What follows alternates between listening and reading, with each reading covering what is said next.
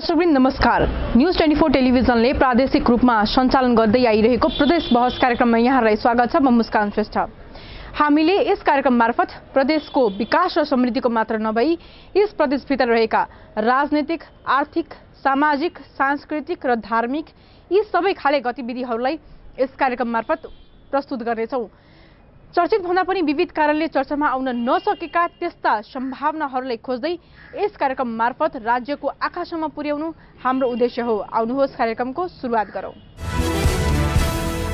दर्शकवृन्द, केही समय अघि हाम्रो समाजमा तेस्रो लिङ्गीहरूलाई हेर्ने दृष्टिकोण त्यति राम्रो थिएन, तर उनीहरूको लगातार प्रयास र सङ्घर्षपछि पछिल्लो समय आएर तेस्रो लिङ्गीहरूलाई उनीहरूकै पहिचानको आधारमा नागरिकता पनि दिएको छ। त्यही पनि केही ठुला सहरहरू बाहेक अन्य ठाउँहरूमा अझै पनि तेस्रो लिङ्गीहरूलाई हेर्ने दृष्टिकोणमा कुनै परिवर्तन आएको छैन। हो, यसै विषयलाई लिएर सहकर्मी हरिशङ्कर शर्माको सहयोगमा तयार पारिएको यो विशेष रिपोर्ट।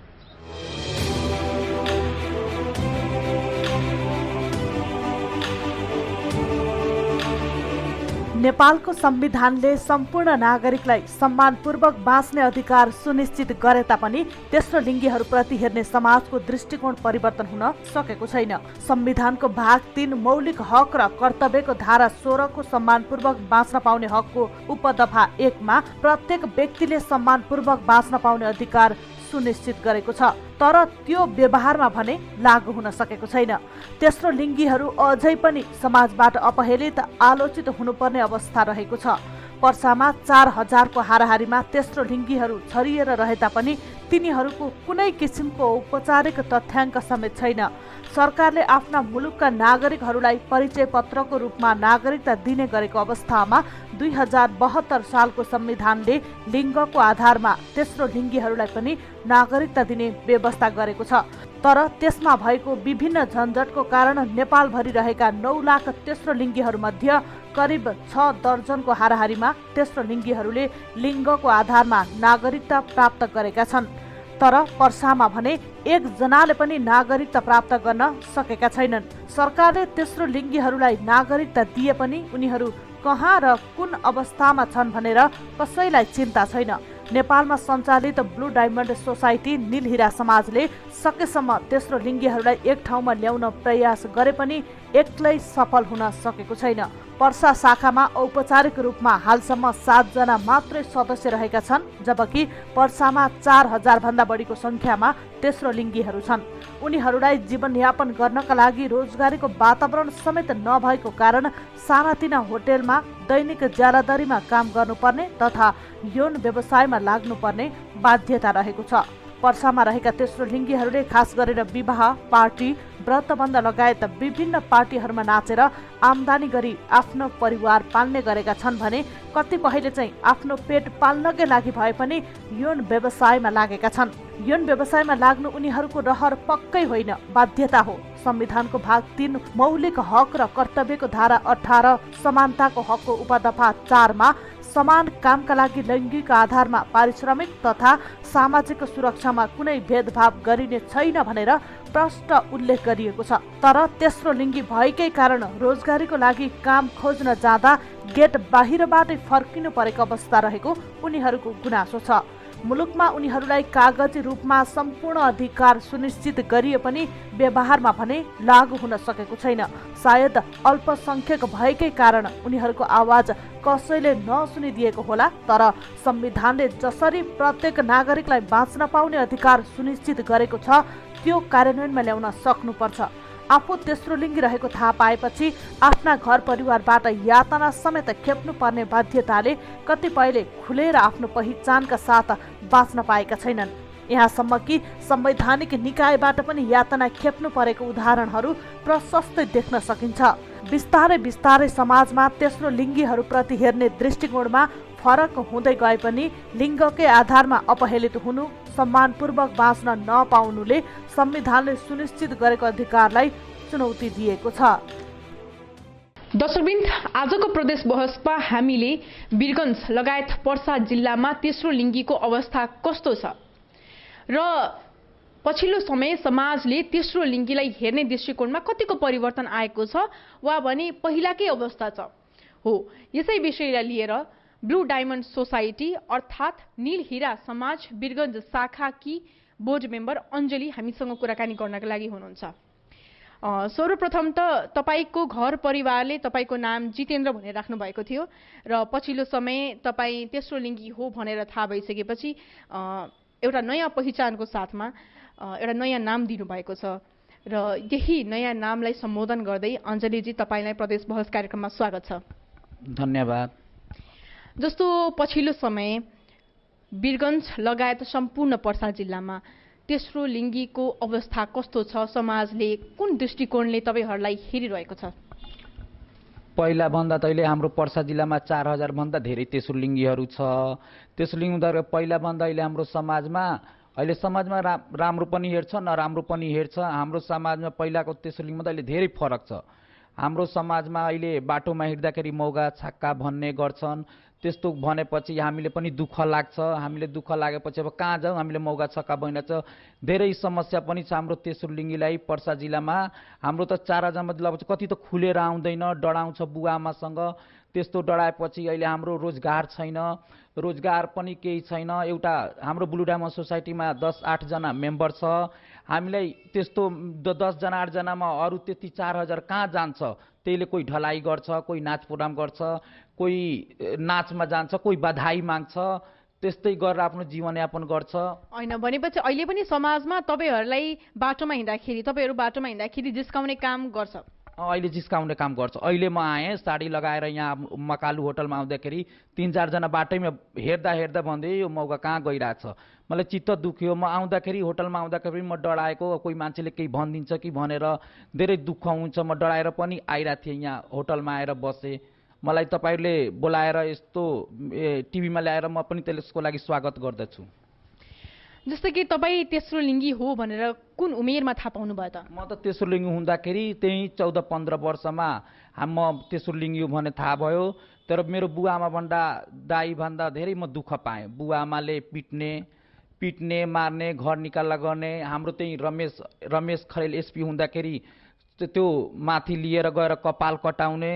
तर एसपी साहबले भन्नुभयो हाम्रो मानव अधिकारको उल्लङ्घन गर्न सक्दिन, त उहाँको हो, उहाँ आफ्नो जसरी पनि बाँच्न सक्नुहुन्छ भनेर छोडिदिनु भयो।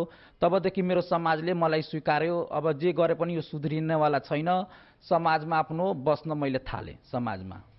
भनेपछि अहिले तपाईँको घर परिवार आमा बुवा सबैले तपाईँलाई चाहिँ यति बेला स्वीकार्नु भएको छ? अहिले त हाम्रो बुवा आमा सबैले भगवान्भन्दा धेरै स्वीकार्नुभएको छ। अब मैले त्यति सबै गइरहेको छु घरमा, अब अहिले स्वीकार्नुहुन्छ सबै। जस्तो कि तपाईँ विवाहित पनि हुनुहुन्छ र तपाईँको एउटा छोरा पनि छ। उहाँहरूले चाहिँ तपाईँ यस्तो तेस्रो लिङ्गी भइसकेपछि उहाँहरूले कसरी स्वीकार्नु भयो वा छैन? मेरो वाइफले त स्वीकार्नु भयो। तर मेरो छोराले के भन्छ भने बुवा कपाल कटाइदिनु, त अरूले के भन्छ बुवा होइन नि मम्मी हो के बुवा। अनि त्यसैले अब के गर्ने, मलाई पनि अलिक दुःख लाग्छ। छोराले भने कपाल कटाउने यस्तो। अब त्यसैले मलाई स्कुल पनि जान म बाध्यता छ। स्कुल अहिले कहिले जाँदिनँ। मेरो सानो भाइले पढाउँछ लिखाउँछ, सानो भाइले सबै काम गर्छ बच्चाहरूको। म जान सक्दिनँ त्यहाँ स्कुलमा। तर यति बेला चाहिँ तपाईँ आफ्नो परिवारको पालन पोषण भने तपाईँ आफैले गर्नुहुन्छ? म आफ्नो परिवारलाई सबै पालन पोषण आफै गर्छु, कमाएर। त्यही आफ्नो एउटा सासैले प्रोग्राम चलाएर कमाएर, बाटोमा रोजगार नभएर बाटोमा हिलडुल गरेर, बाटोमा हिँड्दाखेरि पनि कोही मान्छेले माथिबाट मर्चा फालिदिने, गरम पानी हालिदिने। त्यस्तो पानी हाल्दाखेरि पनि त्यहाँ भिसुवाको मान्छेहरूले गएर त्यहाँ जिल्लामा निवेदन दियो। मलाई बोलायो, तिमीहरू नघुम, मुद्दा चलाइदिनु। त के हामीले कोही सरकारले रोजगारै दिने छैन। हामी के गरेर खाने, के गरेर बस्ने? रोजगार भएपछि राम्रो हुन्छ। हामी कहीँ रोजगार माग्दाखेरि के को रोजगार, कहीँ केही दिँदैन। हामी अस्ति माया स्थानमा मैले त्यो गवामाईमा पूजा गर्न जाँदाखेरि त्यस्तै भयो। महिला पुरुषको लाइन छ, तिम्रो कहाँ लाइन छ? मैले प्रशासनसँग लडेर मैले मन्दिरमा पूजा गर्न गएँ। गढीमाईमा पनि सशस्त्रले गढीमाई मन्दिरमा पनि पूजा गर्दाखेरि त्यहाँ पनि घेर्यो। तपाईँलाई न त महिलाको लाइनमा जान दियो न त पुरुषको? महिला न पुरुष। त म भनेको म एक्लै तेस्रो लिङ्गी छु, म त एक्लै मलाई लाइन दिनु, म एक्लै पूजा गर्छु। त्यहाँ म गढीमाई पनि लडेँ, गढीमाई पनि जान दियो। लडेर आफ्नो अधिकार खोसेर आफ्नो अधिकार मागेर मैले त्यहाँ पूजा गर्न गएँ। अनि जस्तो कि तपाईँको श्रीमतीको घर परिवारले तपाईँको तेस्रो लिङ्गी भएको यो कुरोलाई स्वीकार्नु भएको छ कि छैन? कस्तो प्रतिक्रिया रह्यो उहाँहरूको? उहाँहरूको प्रतिक्रियामा अब मेरो छोरीलाई बिहे भयो, अब तेस्रो लिङ्गी भएन, स्वीकार्नु भएछ। अब दुःख हुँदैन मेरो बुढलाई, अब जस्तो बुढा भए पनि दमाद भए पनि त्यस्तै राम्रोसँग पोषण पासन राखो, त्यही राम्रो भन्नुहुन्छ ससुराहरूले। जस्तो कि नेपाल सरकारले नयाँ संविधान लागू गरेपछि तेस्रो लिङ्गीहरूलाई पनि नागरिकता दिने घोषणा गरेको थियो। तपाईँले चाहिँ नागरिकता लिनु भयो कि भएन? म त तेस्रो लिङ्गीको नागरिकता अहिले संविधानमा अहिले आयो, पहिला थिएन। त पहिला हामी पुरुषकै नागरिकता बनाए, अहिले तेस्रो लिङ्गीको नागरिकता आएछ, त्यसमा पनि अहिले नियम छ। अब बिस्तारै बिस्तारै त्यो नियमले हामीले पनि त्यो खोजेर हामी पनि तेस्रो लिङ्गीको नागरिकता बनाउन चाहेपछि बन्छ। अनि समग्र पर्सा जिल्लामा चाहिँ कतिजनाले बनाउनु भयो त? हाम्रो पर्सा जिल्लामा 4000 जति छ। अब यो संविधानमा हाम्रो तेस्रो लिङ्गको नागरिकता पहिचान दियो, तर अहिले हाम्रो पहिला सबै बनाइसकेपछि अहिले जुन 18 वर्ष 16 वर्षको तेस्रो लिङ्गी खुलिरहेछ वीरगञ्जमा, त्यसको लागि हामी बहस गरिरहेको छौँ कि तिनीहरू पुरुषको नागरिकता नलिएर तेस्रो लिङ्गीको नागरिकता ल्याओस्, वीरगञ्जको हाम्रो पनि पहिचान बढोस् भनेर। जस्तो कि तपाईँहरूको यो ब्लू डायमन्ड सोसाइटी अर्थात् यो नील हिरा समाजको स्थापना कहिले भयो वीरगञ्जमा? 20 वर्ष भयो जति। 20 वर्ष 20 वर्ष भयो लगभग। यो संस्थाको स्थापनापछि तपाईँहरू बिस्तारै बिस्तारै समाजमा खुलेर आउन थाल्नु भएको छ र अब यो संस्थामा कतिजना तेस्रो लिङ्गीहरू सदस्य हुनुहुन्छ र समग्र पर्सा जिल्लामा कतिजना तेस्रो लिङ्गीहरू होला? अहिले त हाम्रो यो बिडिएस सयात्री समाज वीरगञ्जमा आउँदाखेरि हामीले पनि हिम्मत भयो कि हाम्रो पर्सा जिल्लामा पनि एउटा अफिस भयो, हामी खुलेर जान्छौँ, केही भएपछि अफिसले लड्छ भने, त्यसैले हामी खुलेर पनि गएँ। अहिले हाम्रो बिडिएसमा जम्मा त्यही 10 जना जति हाम्रो अफिसमा त्यो बिडिएसमा अफिसमा कर्मचारी हुनुहुन्छ, अरू कोही कर्मचारी हुनुहुन्न। हाम्रो त्यही पर्सा जिल्लामा जम्मा पर्सा जिल्लाभरिमा जम्मा 10 जना। पहिला बिडिएस आउँदाखेरि 30 जना, त्यसपछि 15 जना, अहिले गर्दा गर्दा जम्मा 7 जना जति हाम्रो तेस्रो लिङ्गी अफिसमा छ। किन यस्तो सङ्ख्या किन घट्दो क्रममा आएको त?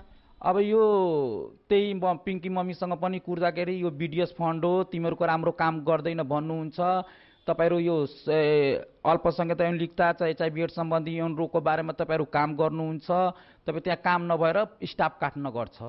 राम्रो काम गरेपछि स्टाफ थप्छ, नराम्रो काम गरेपछि स्टाफ माथिबाटै काट्छ। भनेपछि तपाईँहरूलाई माथिबाट मन्थली इन्कम त पठाउँछ होला? होइन, हाम्रो जति अफिसमा त्यतिकै मात्र पठाउँछ। अस्ति हामी पुरै वाडालाई बोलाएपछि वाडाहरू सबै अफिसमा आए। आउँदाखेरि तपाईँहरू किन राति राति बाटोमा हिँड्नुहुन्छ, तपाईँ रातिमा किन यस्तो यस्तो जानुहुन्छ, हाम्रो छोरी छ, बेटी छ, चेली छ, आउँदाखेरि अप्ठ्यारो हुन्छ। त्यहाँ क्वेसन एउटा तेस्रो लिङ्गीले निकाल्यो, त्यस कि हामीले बाटोमा गएपछि नकमाएपछि हामीले कसले दिन्छ हामी वार्ड अध्यक्षले पनि कुरा यो निकाल्दाखेरि कसले दिन्छ खानालाई पिनलाई, तपाईँहरू हामीलाई बजेट दिनु, कुनै बजेट दिएपछि तिनीलाई पनि कुनै सिप तालिम ब्युटिसियन केही सिप सिकाएर हामी त्यसको लागि लड्छु, त्यसको लागि काम गर्छु। जस्तो कि तपाईँहरू यति बेला नेपाल सरकारले नागरिकता त दियो, तर नागरिकताले पेट मात्र त भर्दैन। तपाईँहरूले अब आफ्नो जीविकोपार्जन गर्नको लागि तपाईँहरू आफ्नो घर परिवारलाई पनि पालिरहनु भएको छ, कसरी आफ्नो जीविकोपार्जनहरू यो गरिरहनु भएको छ त? अब त के गर्ने, त्यही सासैले एउटा प्रोग्राम चलाएर हामी कमाउँछु खान्छु। अब त्यही राति राति तेस्रो लिङ्गीहरू बाटोमा हिँड्दा पनि धेरै अप्ठ्यारो छ, पुलिसहरूले पनि अहिले पिटिरहेछ, लखाटिरहेछ। अहिले समाजले पनि माथिबाट त्यही मार्चा धुलो पानी गरम, तर त्यही अहिले धेरै अप्ठ्यारो छ हामीलाई बाँच्नको लागि। त जस्तो कि अब तपाईँहरूले सरकारबाट के आशा राख्नुहुन्छ त? अब सरकारले हामीलाई 2 नम्बर प्रदेशको सरकारले हामीलाई, हाम्रो मुख्यमन्त्रीज्यूलाई यही आग्रह गर्छु कि हाम्रो पनि तेस्रो लिङ्गी पर्सा जिल्ला होइन 1-2 नम्बर प्रदेशकै लागि राम्रो एउटा व्यवस्था गर्नु, एउटा सिप तालिम गराउनुहोस्, अलि रोजगारको पनि व्यवस्था गर्नुहोस्, हामी यही खोज्न चाहन्छौँ। जस्तो कि यो प्रदेश नम्बर 2 भन्दा पनि खास गरी पर्सा जिल्लामा चाहिँ कुल तेस्रो लिङ्गीको सङ्ख्या कति होला? हाम्रो पर्सा जिल्लामा त 4000 भन्दा बढी तेस्रो लिङ्गीहरू छ। हाम्रो पर्सा जिल्लामा तेस्रो लिङ्गी समलिङ्गी मिलेर 4000 भन्दा धेरै छ। 4000 भन्दा धेरै छ भनेर यो आधिकारिक हो कि यो यहाँले अनुमान मात्र लगाएको? होइन, अधिकारी होस् चाहे अनुमान मैले लगाएको, जुन हामीले 2 नम्बर पर्सा जिल्लामा जहिले जे गरे पनि म त्यतिलाई म पुगाउन सक्छु। जस्तो कि यहाँको यो कार्यालयमा संस्थामा जति पनि 8 जना सदस्य हुनुहुन्छ उहाँहरू वीरगञ्जकै हुनुहुन्छ वा पनि समग्र पर्सा जिल्लाको हो वा पनि नेपालबाट आउनुभएको? अहिले त यो कुरा राम्रो भयो, किनभने हाम्रो अफिसमा एउटा हुनुहुन्छ टिकापुरको, अनि एउटा हुनुहुन्छ रौतहटको, एउटा हुनुहुन्छ कलैयाको, एउटा हुनुहुन्छ तर उहाँहरूलाई नराखेर हाम्रो पर्सा जिल्लाको राखेपछि अलि हामीले पनि खुसी लाग्छ कि पर्सा जिल्लाको हाकिम बनोस्। पर्सा जिल्लाको यो हाम्रो त पर्सा जिल्लाको हाकिमले हटाएर माथिबाट काठमाडौँबाट हटाएर त्यही हाम्रो रानीघाटको कति पढेको ट्यालेन्टलाई हटाएर अहिले टिकापुरबाट बोलाएछ। पर्सा जिल्लामा जति तेस्रोलिङ्गी समलिङ्गीहरू छ तिनीलाई केही न, अहिले कोही कलैयाको, कोही टिकापुरको, कोही कहाँको छ, बाहिरको। यहाँ जम्मा यहाँको भने 3-4 जना मात्र छ। पर्सा जिल्लाको समलिङ्गी तेस्रोलिङ्गीहरूलाई चाहिँ किन नलिएर आउनु भएको त आफ्नो संस्थामा? अब हाम्रो पर्सा जिल्लामा तेस्रोलिङ्गीहरू सोच्दाखेरि म्याम त्यही पिङ्की मम्मीकै हो। अब पिङ्की मम्मीले थाहा छ कि हाम्रो काठमाडौँमा जे गरेपछि यहाँ आउँछ, तर यहाँको हामीले बोर्ड मेम्बर भएर पनि हामी राख्न चाहेपछि माथिबाटै नि पोस्ट कार्ड दिनुहुन्छ। अब त्यो नराम्रो काम गरेर ऊ आफ्नै मानिसलाई यहाँ पठाउनुहुन्छ। जस्तो कि यहाँहरूले आफ्नो जीविकोपार्जनको लागि के कस्तो कामहरूमा खास गरी के कस्तो कामहरूमा आबद्ध हुनुहुन्छ? म त त्यही सासैलिया प्रोग्राम चल्यो, कोही होटल खोलेछ, कोही रक्सी बेच्छ, कोही माछा बेच्छ, त्यस्तैमा अरू बाध्य चाचा, कोही राती बाटोमा हिँडेर 200-400 सेक्स वर्क गरेर कमाएर खाइरहेछ।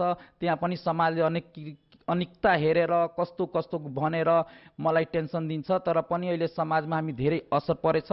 तर एउटा कुरा के भन्छु भने हाम्रो जुन पर्सा जिल्लामा अफिस छ, पर्सा जिल्लाकै मान्छेलाई अफिसमा राखेपछि त्यसको लागि त म धेरै खुसी हुन्छु। जस्तो कि यहाँहरू पक्कै पनि काम सिलसिलामा बाहिर विभिन्न कार्यालयहरूमा जाँदाखेरि त्यहाँबाट तपाईँहरूलाई कस्तो रेस्पोन्स आउँछ त? हामीले त बाहिर अफिसमा जाँदाखेरि पनि मान्छेले घिर्ना हेर्छ, हेप्छ, केही बोल्दैन। तर हाम्रो लागि त प्रहरी पहिला राम्रो त अहिले प्रहरी पनि साथ दिइरहेको छैन। प्रहरीहरू पनिबाट धेरै उत्पीडन आइरहेछ। प्रहरीहरू पनि धेरै हामीलाई तङ गरेर त्यही गर्नु भइरहेछ। बाटोमा हिँड्दाखेरि राति नाचेर आउँदाखेरि कहाँबाट नाचेर आइस, के गरेर आइस, यस्तो धेरै अहिले अप्ठ्यारो भइरहेछ। विभिन्न कामहरूमा बाध्यतापूर्वक कामहरू समात्नु पर्ने हुन्छ, यस्तो यौन व्यवसायमा लाग्नुपर्ने हुन्छ या पनि होटलहरू सञ्चालन गरेर बस्नुपर्ने एउटा बाध्यता छ। तपाईँहरूले काम खोजीमा जानु भएन कतै? होइन, काममा खोजी जाँदाखेरि म एकचोटि गएँ कपडाको पसलमा राख्नु न भाइलाई, तिमीलाई राख्नु छ?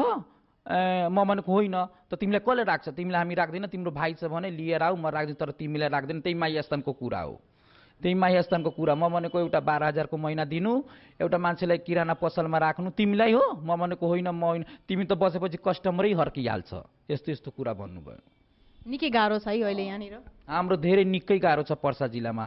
तर सरकारले हाम्रो यो कुरा सुनेर पनि हामीलाई अलि धेरै रोजगारको व्यवस्था मिलाएपछि हामीलाई धेरै खुसी लाग्छ। जस्तो कि यो ब्लू डायमन्ड सोसाइटीको वीरगञ्जमा स्थापना भइसकेपछि तपाईँहरू एकदमै खुलेर पनि आउनुभएको छ, र यो खुलेपछि, यो संस्था खुलेपछि समाजले तपाईँहरूलाई कस्तो दृष्टिकोणले हेरेको छ त? समाजले अहिले हाम्रो मान्छेहरूले पनि अस्ति त्यही नगुवाको एउटा काण्ड भन्छु, नगुवामा हाम्रो 4-5 जना तेस्रोलिङ्गीहरू गयो, रक्सी खायो। त्यहाँ एउटा पत्रकार हुनुहुन्छ, उहाँ एउटा तेस्रोलिङ्गीले लातले हानिदिनु भयो। लातले हान्दाखेरि भेन 4-5वटा गाउँको मान्छेले इँटा पत्थर चलाएर धेरै कुट्न थाल्यो। मान्छेहरू धेरै भिड भयो। तब म गएँ।